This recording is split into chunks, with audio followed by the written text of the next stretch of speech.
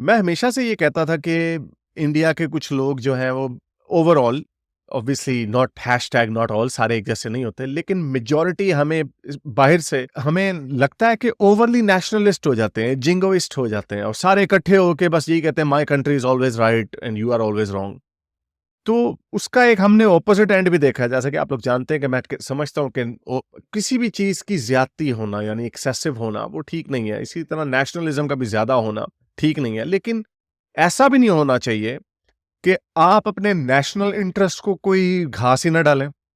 ये बड़ी अजीब किस्म की वीडियो में आप पहली दफ़ा मेरी तरफ से देखेंगे इस तरह की, क्योंकि मुझे बड़ी हैरत हो रही है कि किस तरह कुछ इंडियंस मोदी सरकार को ट्रोल कर रहे हैं। I am not a fan of BJP और मोदी सरकार, लेकिन मोदी जी को इस बात पर ट्रोल करना कि इंडिया की क्या औकात है वगैरह वगैरह, and I am shocked to see this kind of a behaviour on Twitter and social media in the wake of 8 navy के ऑफिसर्स हैं, उनको कतर ने सजाए मौत का ऐलान कर दिया।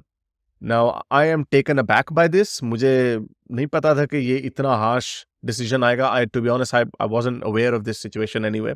तो उसके ऊपर बात करते हैं, लेकिन आगे जाने से पहले इस वीडियो को ज़्यादा से ज़्यादा लाइक करें, शेयर करें, सब्सक्राइब करें। अगर इस चैनल को सपोर्ट करना चाहते हैं तो patreon.com/हारिस सुल्तान पे जाकर पेट्रन भी बन सकते हैं, और अगर कुछ नहीं कर सकते तो नीचे कमेंट्स में अपने ख्यालात का इजहार ज़रूर करें। तो चलते हैं आज के वीडियो की तरफ। तो ये 8 इंडियन नेवी के ऑफिसर्स थे जो कतर में काम कर रहे थे, कंसल्टेंसी कर रहे थे in relation to some Italian company regarding midget submarines apparently. तो ऑब्वियसली ये डिफेंस का चक्कर है, सेंसिटिव इंफॉर्मेशन है और इसके अंदर स्टेट्स इन्वॉल्व होती हैं।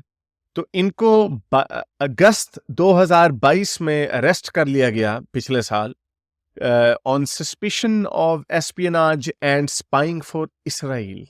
Now that's a pretty strange charge कि आपने इसको इसराइल के लिए आप कर रहे हैं। And again this is not, ये कोई ऐसी बात नहीं है कि मैं कोई आम सिटीजन कि कतर में जाए तो वहां पे वो अरेस्ट हो जाए। It's not like that.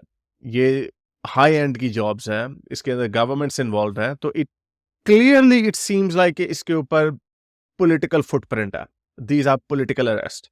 Now इसमें कोई शक की बात नहीं हो सकती कि ये कोई पॉलिटिकल मैन्यूवरिंग हो रही है। इफ आई रिमाइंड यू, 2021 जुलाई में कन्हैया लाल का मर्डर हुआ था और उसी ज़माने में जून या जुलाई में नूपुर शर्मा का इशू हुआ था, और सबसे ज़्यादा जो आगे जो छलांगे मार रहा था जो मुल्क, वो कतर था। और और ये कहा यह जाता है कि कतर के प्रेशर की वजह से मोदी सरकार ने नूपुर शर्मा को अबैंडन कर दिया और वो बेचारी छुपाने चली गई।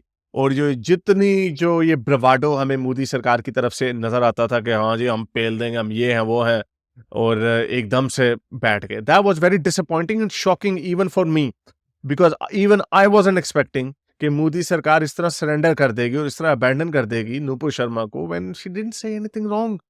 उस तरह की बातें हम करते रहते हैं। यस, फेयर इनफ कि वो एक पार्टी की रिप्रेजेंटेटिव के तौर पे बात कर रही थी, तो may be certain things activist कह सकते हैं, लेकिन पॉलिटिकल पार्टीज के जो रिप्रेजेंटेटिव है शायद वो उस तरह खुलकर बात नहीं कर सकते। आई कैन अंडरस्टैंड दैट, लेकिन इस तरह उनको अबैंडन करना, that was out of character. Now fast forward 1 साल बाद अगस्त में इनको अरेस्ट किया जाता है और अब उन 8 नेवी ऑफिसर्स को सजाए मौत सुना दी। अब इसके ऊपर बहुत क्रिटिसिज्म हो रहा है, लेकिन मुझे जो हैरत हो रही है वो इस बात की हैरत हो रही है कि जो I think I am assuming these are anti Modi ji, लेकिन ये उनको कुछ ज्यादा ट्रोल कर रहे हैं in a moment when people like me from outside, हम ये समझते थे कि इस तरह के जब सिचुएशन होती है तो सारे इंडियंस इकट्ठे हो जाते हैं। बट दैट शोज के डिवाइड जो है इंडियन सोसाइटी के अंदर भी, वो कितना डिवाइड जो है वो बढ़ता जा रहा है। So I think this is going to be very interesting. I unlike the Canadian one, उसके अंदर भी ऑब्वियसली पॉलिटिकल बात होगी, इतना आसान नहीं है कि उसका यूक्रेन वगैरह का कुछ चक्कर होगा। आई कांट थिंक कि इतने बड़े लेवल पे अगर कोई बात हो रही है तो one side is totally innocent and the other side is totally guilty. I think there must be something more to it. उसी तरह यहाँ पर भी कतर ने इंडिया को आंखें दिखाई हैं। And I was reading someone street, वो कह रहे थे कि एक छोटा सा मुल्क है एंड ये जो गल्फ ऑफ पर्शिया से और गल्फ ऑफ अरेबिया से जब निकलते हैं तो वो इंडियन ओशन है।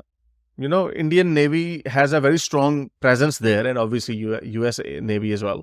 So how can a tiny country like Qatar, again, I'm not saying कि जंग हो जाएगी, obviously that's not how it works, लेकिन जो ये political maneuvering हो रही है, this is a very provocative step, in my opinion.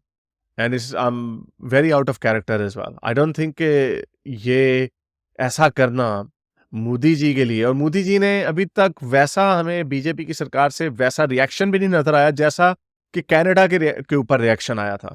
तो I think the next couple of days are going to be very interesting. I feel bad for those navy officers के इन अरब मुल्कों में sir तन से जुदा करते हैं तलवार के साथ. I don't think that is going to materialise. I don't think they will carry this out. But मुझे इस पर कोई पॉलिटिकल मनूवरिंग की समझ नहीं आ रही कि कतर का इंडिया से क्या पॉलिटिकल मनूवरिंग हो सकती है. सम पीपल वर सेइंग इन्होंने कुछ इंडिया के पाकिस्तान के दहशतगर्द है उनको रिहा करवाना. आई डाउट इट दो. बट मुझे इसकी समझ नहीं आ रही. मैंने 2-3 न्यूज़ स्टोरीज पढ़ी हैं. मुझे जो बीजेपी की सरकार है उन्होंने भी इसके ऊपर कोई कमेंट नहीं दिया due to confidential nature of it. So I would like to know कि इसमें क्या हो सकता है. तो प्लीज़ कमेंट्स में अपने ख्यालात का इजहार करें, बताएं मुझे, कोई लिंक्स नीचे डालें जिसके ऊपर मैं थोड़ी सी रीडिंग कर सकूं कि ये क्या हो रहा है, ये क्या हो रहा है. It's very out of character. तो उम्मीद करता हूँ आज की वीडियो मैंने वैसे कुछ ज़्यादा कहा तो नहीं, लेकिन फिर भी पसंद आई होगी तो इसको लाइक करें, शेयर करें, सब्सक्राइब करें. और इस चैनल को सपोर्ट करने के लिए patreon.com/हारिस सुल्तान पर जाकर पेट्रन भी बन सकते हैं. अब तक के लिए इतना ही. अगली वीडियो तक साइंस ऑफिस. अगर आपको मेरी ये वीडियो अच्छी लगी तो मेरे चैनल के मेंबर बनिए, पेट्रन बनिए, या फिर आप मुझे बाय मी या कॉफ़ी में भी सपोर्ट कर सकते हैं.